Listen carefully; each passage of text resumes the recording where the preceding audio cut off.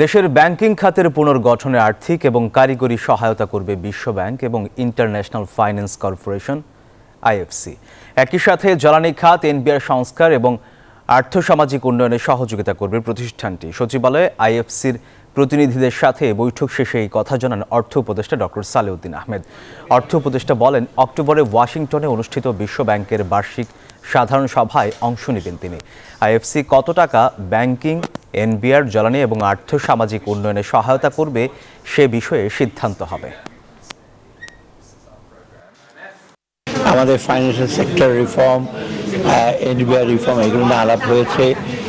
আর আইএফসির সাথে private investment, private sector কীভাবে এগুলো বিশদ আলোচনা করেছি এবং ওরা ওদের সহায়তা, কারিগরি সহায়তা এবং আর্থিক সহায়তা দেওয়ার ব্যাপারে ফার্দার অক্টোবরে যখন আমি যাব সে আমরা আরও আলোচনা করব। মোট কথা ওরা সব ব্যাপারে আমাদের সাথে দিতে পারে, তবে আমাদের কিছু কাজ করতে হবে, কিছু কন্ডিশন আছে, সেগুলো আমরা পালন করব।